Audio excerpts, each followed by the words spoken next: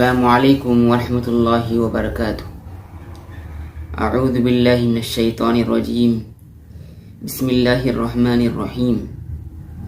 یا ایہا الذین آمنوا اجتنبوا کثیرا من الظن ان بعض الظن اثم ولا تجسسوا ولا یغتب بعضکم بعضا أيحب أحدكم أن يأكل لحم أخيه ميتا فكرهتموه واتقوا الله إن الله تواب رحيم۔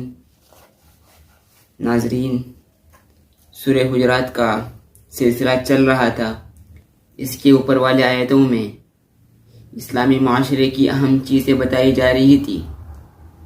وہ کون سی چیزیں ہیں جس سے اسلامی معاشرہ تباہ ہوتا ہے، برباد ہوتا ہے، اور جو ہمارا اتحاد ہے وہ خراب ہوتا ہے، اس میں خلل پڑتا ہے۔ سب سے پہلی چیز تو وہاں پر کہا گیا تھا کہ ایک دوسرے کا مذاق نہ اڑائیں، طعنہ نہ دیں، اور ایک دوسرے کو غلط القاب سے مت پکاریں۔ یہ سب چیزیں ایسی ہے ایک صحیح اسلامی معاشرے کے تشکیل میں ایک چیزیں خلل ڈال سکتی ہے، اور ان چیزوں کی وجہ سے ایک اچھا اسلامی معاشرہ خراب ہو سکتا ہے۔ یہ چیزیں دیکھنے میں معمولی ہے، خاص کر لوگ ایک دوسرے کا مذاق اڑاتے ہیں، اوپر والا نیچے کا مذاق اڑاتا ہے، مالدار غریب کا مذاق اڑاتا ہے، طاقتور کمزور کا مذاق اڑاتا ہے۔ یہ سب چیزیں ہیں جو اسلامی معاشرے کو خراب کر دیتی ہے۔ اسی کی نحوست پچھلی آیتوں میں بتائی گئی تھی۔ اب آج جو آیت میں نے آپ کے سامنے بیان کی ہے، اس میں اور ایک دو تین چیزیں بتائی جا رہی ہے۔ سب سے پہلے میں آپ کے سامنے اس کا ترجمہ پیش کرتا ہوں۔ یہ لوگوں جو ایمان لائے ہو، بہت گمان کرنے سے پرہیز کرو، بعض گمان گناہ ہوتے ہیں، تجسس نہ کرو، اور تم میں سے کوئی کسی کی غیبت نہ کرے۔ کیا تمہارے اندر کوئی ایسا ہے جو اپنے مرے ہوئے بھائی کا گوشت کھانا پسند کرے گا؟ دیکھو تم خود سے گھن کھاتے ہو۔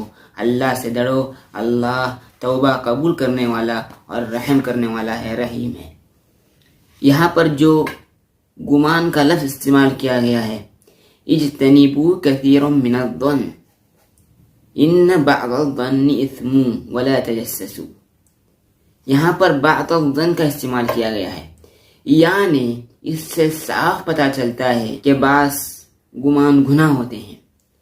اس کا مطلب ہے کہ اچھے گمان سے نہیں روکا گیا ہے۔ اس آیت سے صاف یہی پتہ چلتا ہے۔ میں آپ کے سامنے گمان کی دو تین قسمیں بتاتا ہوں۔ سب سے پہلی چیز یہ ہے، جو پہلی چیز بتانے جا رہا ہوں، ایسا گمان جو اخلاقی طور پر پسندیدہ ہے اور ایک اچھی چیز ہے، اور یہ چیز مطلوب بھی ہے۔ اللہ اور اس کے رسول اور اہل ایمان کے ساتھ اچھا گمان کرنا ایک اچھی چیز ہے۔ اور دوسری قسم ایسی ہے، عدالتوں میں جو فیصلے ہوتے ہیں وہ سامنے کی اور ظاہراً شواہد کی بنیاد پر ہوتے ہیں، اور یہ گمان کے مطابق فیصلہ کیا جاتا ہے، اور ان کے پاس اس کے علاوہ اور کوئی چارہ نہیں ہے۔ مفسرین نے لکھا ہے وہ بھی ایک طرح کا صحیح گمان ہے۔ تیسرا گمان وہ ہے، مثلا کوئی ایسا شخص ہے جس کی برائی کے بارے میں سب کو یقین ہے، پورے شواہد موجود ہے۔ اب ہم اپنے آپ کو برائی سے بچنے کے لیے یہ سوچ کر، یہ گمان کر کے کہ اگر میں اسے دور رہوں گا اس برے شخص سے تو میرے لیے اچھا ہوگا، یہ بھی ایک طرح کا اچھا گمان ہے اپنے آپ کو بچانے کے لیے، یہ مفسرین نے بیان کیا ہے۔ اور چوتھی قسم جس کی نحوست یہاں پر بیان کی جا رہی ہے، جو حقیقت گناہ ہے، بلا وجہ کس سے بدگمانی کرنا، بنا مطلب کے کس سے بدگمانی کرنا۔ کوئی شخص وہ کر رہا ہے، ایسا کر رہا ہے، وہاں ایسا ہوتا ہوگا، اے کرتا ہوگا، ایسے بدگمان کرنا، یا اسلام کے کسی احکام کے بارے میں اپنے ذہن میں، یا کسی شخصیات کے بارے میں، یا اہل ایمان کے بارے میں بدگمانی کرنا، جو در حقیقت گناہ ہے اور جس کی نحوست یہاں پر بیان کی جا رہی ہے۔ ہم کسی شخص کی صرف ظاہری چیز کو دیکھ کر کسی نتیجے پر پہنچ نہیں سکتے، کسی کے متعلق بدگمانی نہیں کر سکتے۔ یہ جو چیزیں ہیں میں نے آپ کو بدگمانی کے متعلق بتائی، بدگمانی گناہ ہے جس سے بدگمانی نہیں کرنی چاہیے، اور اپنے مسلمان بھائی سے حسن ظن رکھنا چاہیے، کبھی بدگمانی نہیں رکھنی چاہیے۔ ایک بات الگ ہے، جیسا کہ میں نے کہا، اپنے آپ کو برائی سے بچانے کے لیے اگر کسی شخص کے متعلق آپ کو واضح طور پر معلوم ہو، پختگی سے معلوم ہو، تو وہاں پر اپنے آپ کو بچانے کے لیے وہ الگ بات ہے۔ اور ایک چیز آپ کو بتاتا ہوں، بعض لوگوں کی عادت ہوتی ہے کہ کوئی انسان بیمار پڑتا ہے یا انسان پر کوئی آزمائش آتی ہے تو خدا نخواستہ اللہ سے لوگ نعوذ باللہ بدگمان ہوتے ہیں، کیا اللہ کو کوئی نہیں ملا تھا؟ کیا بیمار کرنے کے لیے میں ہی ملا تھا؟ یا یہ سب آزمائش کے لیے، مالی آزمائش کے لیے، اولاد کی آزمائش کے لیے کیا میں ہی ملا تھا؟ نعوذ باللہ، اللہ کو کوئی اور نہیں ملا تھا؟ یہ بھی بدگمانی نہ کرے، اور شریعت کے بارے میں بدگمانی نہ کرے، گناہ ہے۔ میں آپ کو اور ایک چیز یہاں پر بتاتا ہوں، جو پچھلی آیت میں نے آپ کو 3 چیزیں بتائی تھی، اس کا تعلق انسان کی ظاہر سے ہے، اور یہاں پر جو چیزیں بتائی جا رہی ہے ابھی بدگمانی سے میں بتایا، اور آگے اور 2 چیزیں آئے گی، اس کا تعلق انسان کے نیچر سے ہے، انسانی طبیعت سے ہے، اس کا تعلق انسانی طبیعت سے ہے۔ اور اب آگے چیز جو بتائی جا رہی ہے، وَلَا تَجَسَّسُوا، تجسس مت کرو۔ تجسس کیا ہے؟ یعنی دوسروں کے عیب کو تلاش کرتے مت بیٹھو، دوسروں کے راز کو مت ٹٹولو، ادھر ادھر نظریں مت دوڑاؤ کسی کی عیبوں کو تلاش کرنے کے لیے۔ آدمی خود اپنے بارے میں سوچے کہ میں کیسا ہوں، میں کتنا پانی کے اندر ہوں۔ ہم دوسروں کے بارے میں دوسرے کے عیب کو تلاش کریں گے اور اپنا محاسبہ نہ کریں گے، یہ کہاں تک صحیح ہے؟ انسان اپنے بارے میں خود سوچے کہ میرا اندر کتنی کمی ہے، میں ایک دوسرے کی کمیوں کو کیوں تلاش کرتا ہوں، دوسرے کے عیبوں کو کیوں تلاش کرتا ہوں؟ اگر اللہ نے اس کے عیبوں میں خود پردہ ڈال دیا ہے، پھر ہم کیوں اس کی راز کو فاش کیوں کر رہے ہیں؟ اگر ہم کسی دوسرے کے عیب کو لوگوں کے سامنے آیا کریں گے، لوگوں کے سامنے ظاہر کریں گے، تو کل کو ہماری باری آئے گی، ہمارا کوئی اندر کا عیب لوگوں کے سامنے کرے گا، ظاہر ہو جائے گا۔ جو اپنے مسلمان بھائی کی کسی عیب کو چھپاتا ہے، کسی چیز پر پردہ ڈالتا ہے، اللہ اس کے گناہوں پر اور اس کی عیب پر خود پردہ ڈالتا ہے۔ یہ چیز ہمیں سوچنے کی ضرورت ہے۔ خود اپنے بارے میں ہم سوچیں کہ ہم کتنے ہیں، ہمارا اندر کتنی کمی ہے، دوسرے کے عیبوں کو تلاش کرتے مت بیٹھیں۔ بعض لوگوں کی عادت ہوتی ہے کسی کے پرسنل معاملات پر، کسی کے پرسنل میٹرز پر، ان کے خانگی معاملات پر جھانک کر، خریج کر، کسی سے پوچھ کر، یا تو فساد برپا کرنے کے لیے یا کسی کو ستانے کے لیے چیزیں معلوم کرتے ہیں، تاکہ ان کے اندر کی چیزیں ان کو معلوم ہو اور کل کو کچھ کرنے کا اس کو موقع ملے۔ یہ سب چیزیں گناہ ہے اور ایک بہت بڑی بد اخلاقی ہے، گندی چیز ہے، اس سے اسلامی معاشرے کو نقصان پہنچتا ہے۔ ایک حدیث آپ کے سامنے اس کا ترجمہ پیش کرتا ہوں۔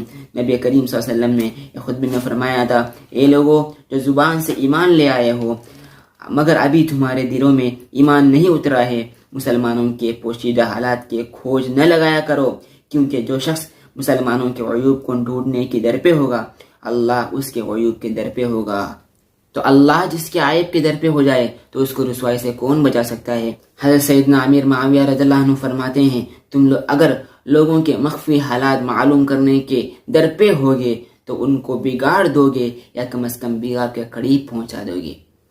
اور ایک روایت ہے، نبی کریم صلی اللہ علیہ وسلم نے ارشاد فرمایا، جب کسی شخص کے متعلق تمہیں کوئی برا گمان ہو جائے تو اس کی تحقیق نہ کرو۔ اس لیے تحقیق مت کرو کہ خواہ اس کے بارے میں ہم سوچتے رہیں گے کہ فلاں برا ہے، پھر بدگمانی کریں گے، دوسروں کو بتائیں گے، غیبت کریں گے، دوسرے کے پاس غیبت کی بات آ رہی ہے، اسی لیے یہاں پر منع کیا گیا ہے۔ خواہ پھر 4 لوگوں کے پاس اس کی خبریں جائے گی، اس لیے منع کیا گیا ہے۔ اور ایک حدیث میں فرمایا گیا ہے، جس نے کسی کا کوئی مخفی عیب دیکھ لیا اور اس پر پردہ ڈال لیا تو ایسا ہے جیسے کسی نے ایک زندہ گاڑی ہوئی بچی کو موت سے بچا لیا۔ ایک روایت سے ہمیں پتہ چلتا ہے۔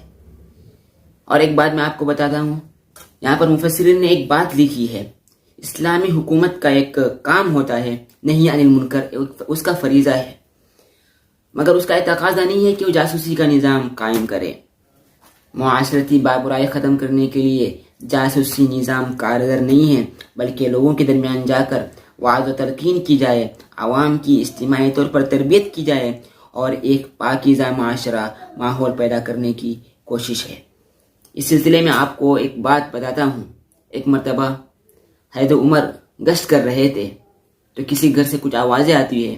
جب حضرت عمر کو محسوس ہوا تو انہوں نے فوراً چھلانگ لگائی، فوراً اس طرف دیکھا دیوار پر چڑھ کر اور کہا، اے اللہ کے بندے، کیا تم کیا سمجھتے ہو تم گناہ میں ملوث ہوگے اور اللہ تمہارے اس چیز کو چھپائے رکھے گا، معلوم نہیں ہوگا؟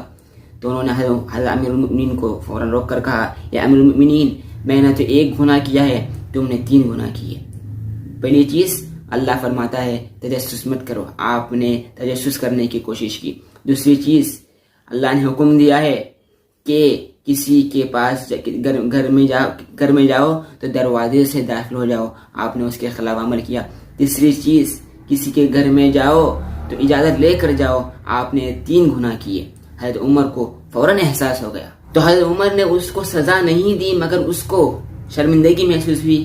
اس نے توبہ کیا اور امیر المؤمنین سے آئندہ نہ کرنے کا وعدہ کیا۔ تو صاف معلوم ہوا کہ تجسس صرف انفرادی طور پر نہیں بلکہ حکومت کے لیے بھی یہ چیز صحیح نہیں ہے۔ اس واقعے سے ہم کو صاف پتہ چلتا ہے۔ اب آگے جو چیز بیان کی جا رہی ہے، وَلَا يَغْتَبْ بَعْضُكُمْ بَعْضًا أَيُحِبُّ أَحَدُكُمْ أَن يَأْكُلَ لَحْمَ أَخِيهِ مَيْتًا فَكَرِهْتُمُوهُ۔ غیبت، کسی کے پیٹھ پیچھے کوئی ایسی بات کرنا کہ اگر جس کے متعلق وہ بات کہی جا رہی ہے اس کو برا لگے، اس کو ناگوار گزرے، اگر اس کو معلوم ہو۔ یہ تعریف خود رسول اللہ صلی اللہ علیہ وسلم سے منقول ہے۔ ایک روایت ہے، حضرت ابو ہریرہ رضی اللہ عنہ فرماتے ہیں، یہ مسلم میں، ابو داؤد میں، ترمذی میں اور نسائی نے اور دوسرے محدثین نے بھی اس کو نقل کیا ہے۔ غیبت یہ ہے کہ تم اپنے بھائی کا ذکر اس طرح کرے جو اسے ناگوار ہو۔ عرض کیا، یا رسول اللہ، اگر اس کے اندر یہ بات پائی جائے تو کیا خیال ہے آپ کا؟ تو فرمایا نبی کریم صلی اللہ علیہ وسلم نے، اسی کو تو غیبت کہتے ہیں، اگر اس کے اندر بات نہ پائی جائے تو وہ بہتان ہے۔ اور ایک روایت میں ہے، ایک شخص نے رسول اللہ صلی اللہ علیہ وسلم سے پوچھا، غیبت کیا ہے؟ آپ نے فرمایا، یہ کہ تو کسی شخص کا ذکر اس طرح کرے کہ وہ سنے تو اسے ناگوار گزرے۔ اس نے عرض کیا، یا رسول اللہ، اگرچہ میری بات حق ہو، تو آپ نے جواب دیا، اگر تیری بات باطل ہو تو یہی چیز پھر بہتان ہے۔ یعنی صاف معلوم ہوا کہ کسی کے پیٹھ پیچھے کسی کی برائی بیان کرنا، کسی کے متعلق کوئی بات ایسی کرنا جو اس کو ناپسند ہو، اس کو غیبت کہتے ہیں۔ اگر اس کے اندر وہ بات نہیں پائی جاتی ہے تو پھر وہ بہتان ہے۔ اس کی الگ تفصیلات ہے بہتان کے کیا گناہ ہو سکتا ہے۔ یہاں پر غیبت کے متعلق بات کی جا رہی ہے۔ یہاں پر جو آیت میں فرمایا گیا ہے، ان یأکل لحم اخیہ، کہ اپنے مردار بھائی کے گوشت کھانے کی طرح ہے۔ یہاں پر اس گناہ کی شناعت بتانے کے لیے، اس گناہ کی درجے کو بتانے کے لیے یہاں پر یہ بتایا گیا ہے کہ مردار بھائی کے گوشت کھانے کی طرح ہے۔ ایک تو مردار کا گوشت کھانا بھی صحیح بات نہیں ہے، ہر ایک کو گھن آ سکتی ہے، پھر اپنے بھائی کا گوشت، اور پھر مردار بھائی کا گوشت، آپ کس طرح سے نحوست بتائی جا رہی ہے۔ ایک قرآن کا بتانے کا طریقہ ہے اور قرآن کا اعجاز ہے۔ البتہ بعض صورتوں میں غیبت کو جائز مفسرین نے یہاں پر لکھا ہے کہ اگر کسی کے شر سے بچانا ہو تو کہہ سکتے ہیں، بھائی فلاں کے ساتھ مت رہو، اس کے اندر ایسی چیزیں پائی جاتی ہے، آپ تھوڑا اس سے دور رہو یا کم ملا کرو۔ یا کسی کی اصلاح کے لیے کسی بڑے کے پاس شکایت کر رہے ہیں، وہاں پر بھی صحیح ہو سکتا ہے، اور وہاں پر بھی سچی نیت سے کریں، علی اعلان اس کی برائی کو بیان نہ کریں، کسی کا نام لے کر اس کے پاس جا کر پرسنل یہ معاملات حل کیا کریں۔ اب جو شخص غیبت کرتا ہے وہ اب یہاں پر جو شخص غیبت کرتا ہے، اگر اس کو اپنی گناہ کا احساس ہو جائے تو فوراً اللہ کے پاس معافی مانگ لے اور حتی الامکان اس کی تلافی کرنے کی کوشش کرے۔ اگر کسی ایسے شخص کے بارے میں غیبت کی ہو جو مر چکا ہے تو اس کے لیے کثرت سے دعائے مغفرت کریں۔ اگر زندہ شخص کی غیبت کی ہو تو اس شخص کے پاس جا کر معافی مانگ لے۔ بلکہ بعض علماء نے یہاں تک لکھا ہے، اگر آپ نے جو برائی کی ہے اس شخص کو پتہ نہیں ہے جس کی آپ برائی کی ہے، تو آپ پھر اس کے پاس جا کر معافی نہ مانگے. یہ بعض علماء کا قول ہے صرف اللہ سے معافی مانگنا کافی ہے، اس لیے کہ پھر آپ اس کے پاس جائیں گے، اس کے دل میں اور کچھ جذبہ پیدا ہو سکتا ہے، پھر معاملہ گڑبڑ ہو سکتا ہے. تو اس لیے کہ بعض علماء نے اس لیے لکھا ہے اگر اس کو معلوم نہیں ہو تو پھر آپ اس کے پاس پھر نہ جائیں. اور آخر میں فرمایا گیا واتقوا اللہ، اللہ سے ڈرو، اور اللہ بڑا توبہ قبول کرنے والا اور رحیم ہے. یہاں پر آپ کو ذرا ویڈیو تفصیل ہو گئی، معذرت چاہتا ہوں. یہاں پر آیت میں آپ کو 3 چیزیں بتائی گئی، گمان کے متعلق، غیبت کے متعلق اور تجسس کے متعلق. اللہ سے دعا ہے کہ اللہ تعالی ہمیں تمام برائیوں سے ہماری حفاظت فرمائے، پوری ملت کی حفاظت فرمائے. وآخر دعوانا ان الحمد للہ رب العالمین.